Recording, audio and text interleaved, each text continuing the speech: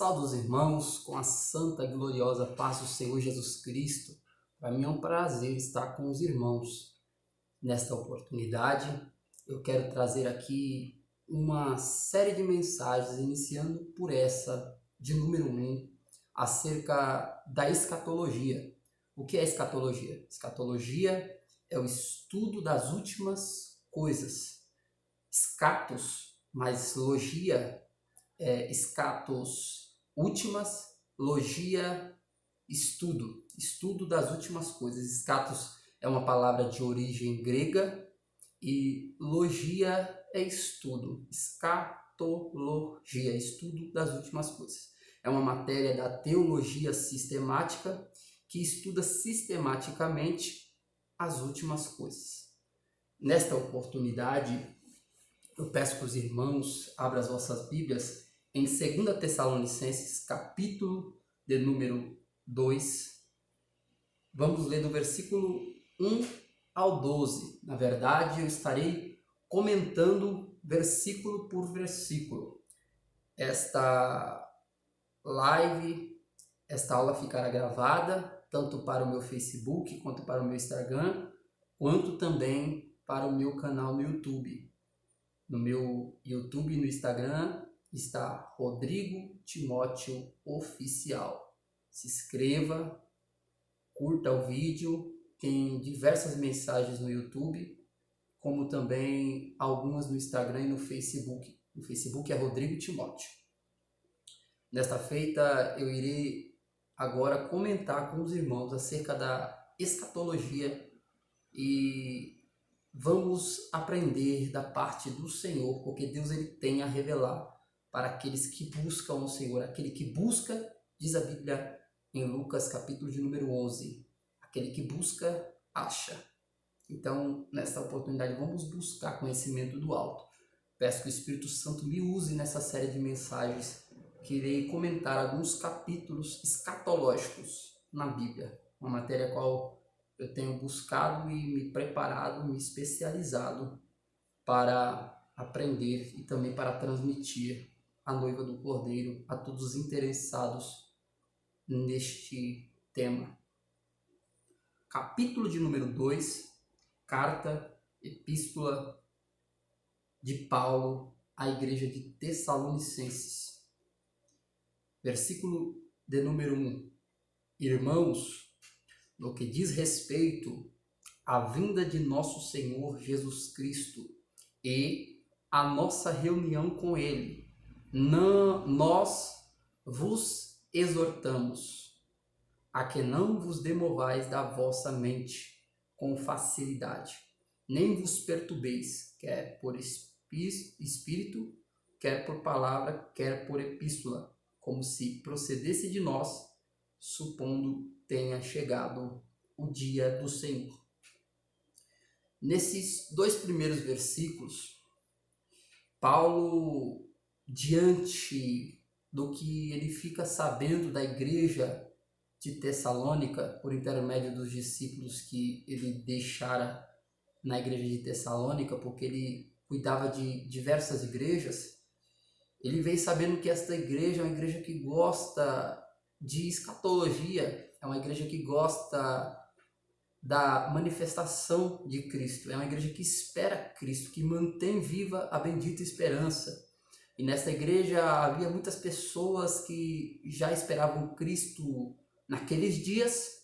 Paulo também é exemplo disso. Paulo vivia como se Cristo voltasse no tempo dele, Paulo, ele ia escrevendo na primeira carta, ele vai dizer, por intermédio do capítulo 4, versículo de número 17, que e nós, os que ficarmos vivos, seremos juntamente com eles arrebatados. Ele emprega a palavra nós, e isso nos dá a entender que ele se colocava no momento do arrebatamento da igreja.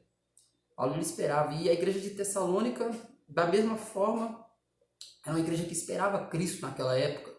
E aí Paulo ele vai ter que trazer conselhos para essa igreja, vai ter que trazer a doutrina, que é o que ele está fazendo aqui no capítulo de número 2, a doutrina sistemática diante das revelações que ele outrora aprendera por intermédio das revelações, segundo o que está escrito no capítulo 12 de 2 Coríntios, que ele visitou o terceiro céu.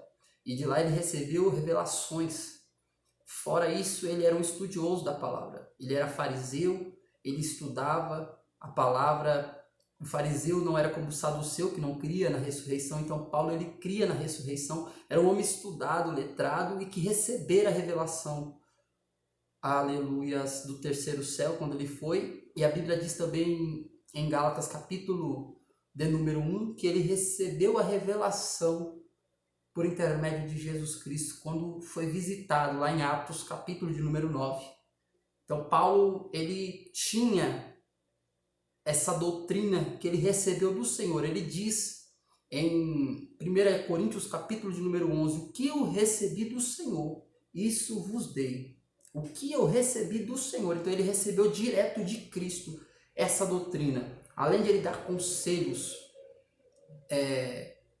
no que envolvia o cotidiano da igreja, ele tinha que trazer doutrina, palavra, revelação, e a revelação sistemática daquilo que ele recebeu do Senhor para essa igreja. E aí no versículo de número 1 do capítulo 2, Paulo, ele fala algo que chama a atenção. Eu vou ler novamente o versículo, somente agora o versículo de número 1, e vamos comentar ele. Irmãos, no que diz respeito à vinda de nosso Senhor Jesus Cristo e a nossa reunião com ele, veja aqui que tem 2 pontos no versículo de número 1. 2 pontos, e ele nos mostra 2 momentos que ele diz o que diz respeito à vinda de nosso Senhor. 1 ponto. E a nossa reunião com ele, nós vos exortamos a que não vos demovais da vossa mente. Ou seja, Paulo está enfatizando no capítulo 2, versículo 1 e 2, e no versículo 2 ele está dizendo, a que não vos demovais da vossa mente, com facilidade. O que o versículo 1 está dizendo é que tem 2 momentos, e no versículo 2 ele está enfatizando para que isso não saia da mente da igreja de Tessalônica, porque haverá 2 momentos.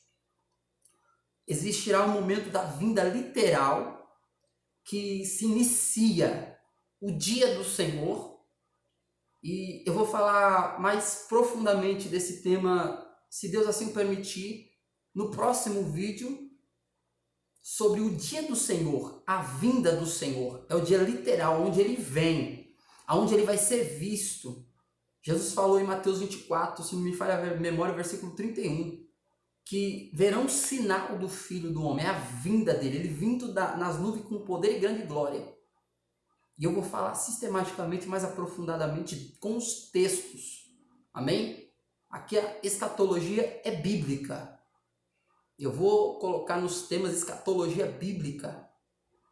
Todo o título, todo o tema dessa live, desse estudo que eu postar, eu vou colocar lá, escatologia bíblica, porque vai ser tudo com base bíblica.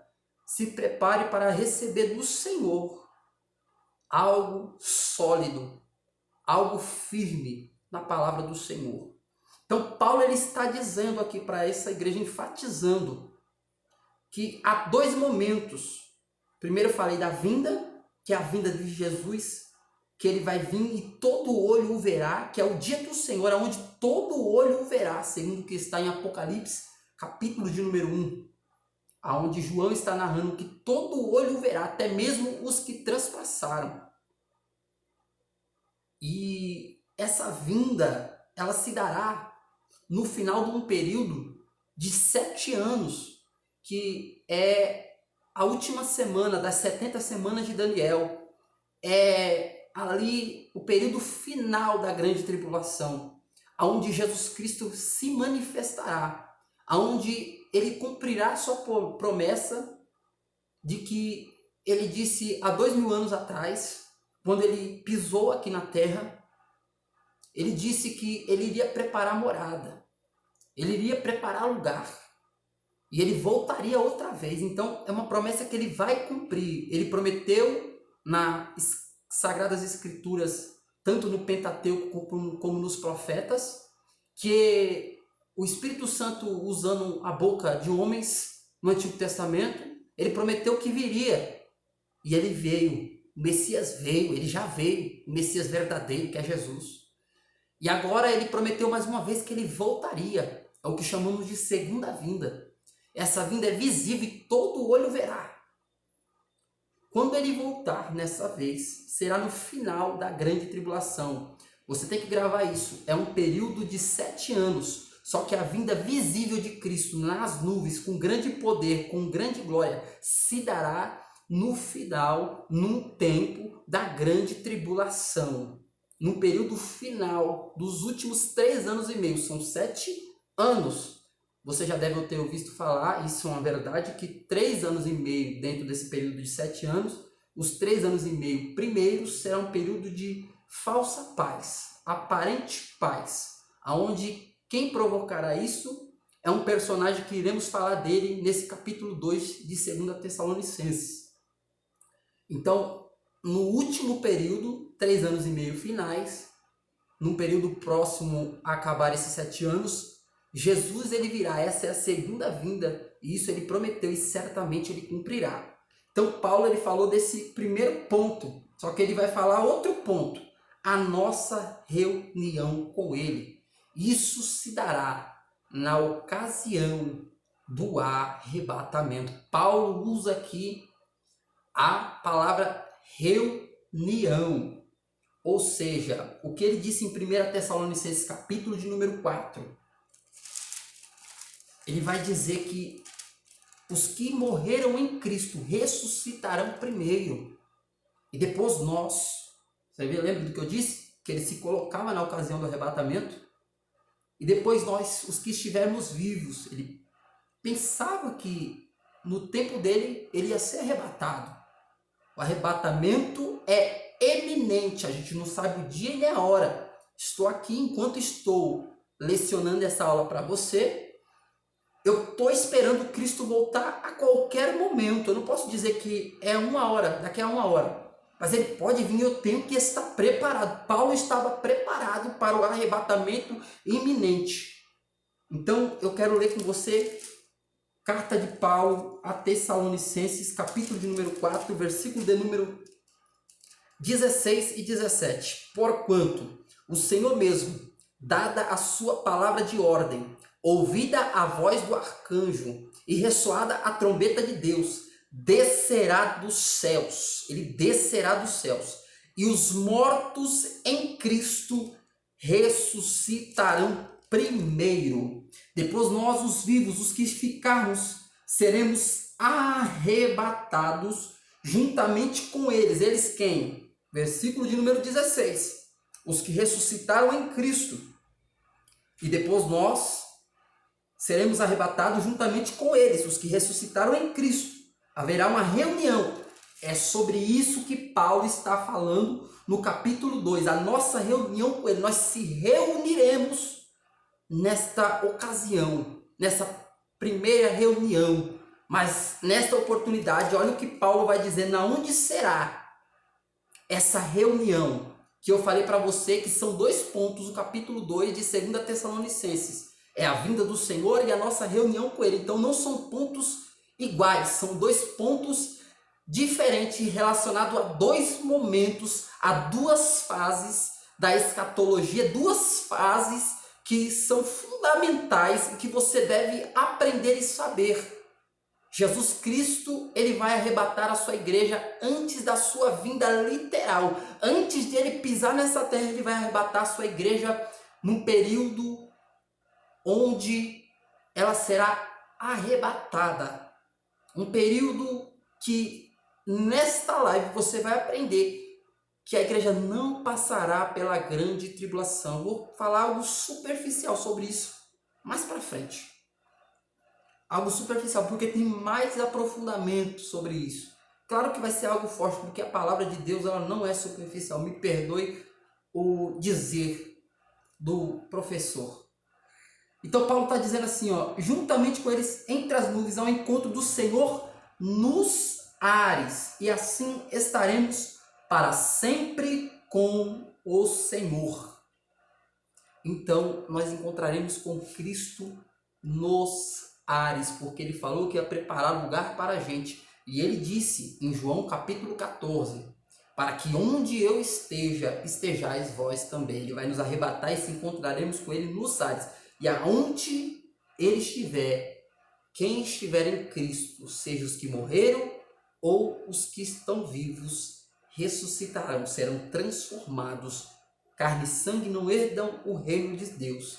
Seremos transformados com um corpo glorificado que comportará as regiões celestiais, que não sofrerá, seja o gás, seja a gravidade. Isso seremos transformados para aguentar todo tipo de temperatura, todo tipo de ar, no nome de Jesus, porque tudo que Deus faz é perfeito e é tudo direito. Então Paulo ele falou aqui no versículo de número 1 sobre 2 pontos, e essa reunião com ele eu te mostrei no capítulo 4, versículo 16 e 17, que fala sobre o arrebatamento da igreja, o arrebatamento da noiva do Cordeiro. E isso tem mais textos para provar, mas como eu estou lendo somente o capítulo de número 2, e algumas oportunidades para que eu não seja tão redundante e superficial, eu precisarei recorrer a outros textos, outros livros, mas somente usarei um versículo ou 2 dentro do mesmo texto e livro. Isso eu estou te falando agora, porque nas próximas lives você estará acostumado e entenderá o ritmo que Deus está nos conduzindo e nos dando sabedoria para administrar e doutrinar, ministrar essa palavra. Versículo de número 2, quando ele enfatiza, dando referência ao versículo de número 1 acerca dos 2 momentos, a que não demovais da vossa mente. É isso que eu estou dizendo, ele está enfatizando com facilidade. Não deixe isso sair facilmente. Não deixe o inimigo roubar isso da sua cabeça. Lembra de Lucas 13? Há uma ave mandada por Satanás que rouba a semente que foi plantada. Então ele está dizendo aqui, para que isso não saia com facilidade. Não vos perturbeis, quer por espírito, quer por palavra, quer por epístola. Tinha muitas outras epístolas naquele tempo que não eram de pessoas comprometidas com a palavra, eram de pessoas que iniciavam e pregavam e falavam e vinham com heresias, vinham com palavras sem fundamentos, pessoas que não sentavam para aprender. Então Paulo está dizendo aqui, cuidado, não vos perturbeis, não demovais da vossa mente com facilidade, quer por palavra, quer por epístola, como se procedesse de nós, segundo tenha chegado o dia do Senhor. Paulo está dizendo, isso aqui não é da nossa parte que já chegou não, vai chegar o dia do Senhor. E como eu te disse, o dia do Senhor está ligado ao primeiro ponto lá, a vinda de Cristo, e não ao arrebatamento da igreja. O dia do Senhor está ligado ao primeiro ponto, que é a vinda. Você pode grifar aí, o primeiro ponto é o dia do Senhor. Só que esse primeiro ponto aí, segundo a ordem do texto, no capítulo 2, se refere ao final da grande tribulação, último período dos 7 anos. Enquanto a reunião com ele se refere ao primeiro momento, no caso, dentro da nossa cronologia, dentro do que vai acontecer logo mais, que é o arrebatamento da igreja. Essa palavra reunião se refere ao arrebatamento da igreja. Então, quando Paulo está falando no versículo de número 2, supondo que tenha chegado o dia do Senhor, significa a vinda do Senhor.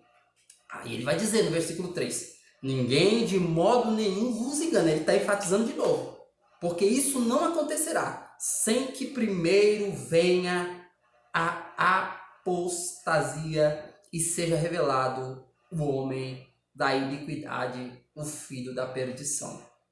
Esse homem da iniquidade, esse filho da perdição, é o anticristo. E aqui o texto está dizendo que isso não acontecerá no dia do Senhor sem que primeiro venha a apostasia e seja revelado o homem do pecado. Ou seja, o que o texto está dizendo aqui? E você vai aprender algo muito importante agora. Amém? Olha, sem que primeiro venha a apostasia. Se a apostasia vier, o anticristo será revelado. Se a apostasia vier, o anticristo será revelado e depois a manifestação do Senhor. Esta apostasia aqui, muitos levam como o abandono da fé. Só que essa palavra apostasia, no original grego, que quando eu falo original grego se refere à língua original em que esse texto de 2 Tessalonicenses, capítulo de número 2, ou seja, todo o Novo Testamento foi escrito na língua grega. Nessa época, há 2000 anos atrás, a língua que Paulo e outros apóstolos escreviam eram grega, falavam, eram grega. Então eles escreveram na língua grega. E na língua grega, a palavra apostasia agora vai a revelação. Preste atenção, te chama a tua atenção neste momento. A língua era grega. E a palavra apostasia, ela tinha três modos. A primeira era apostasion, a segunda apostasia e a terceira apostases.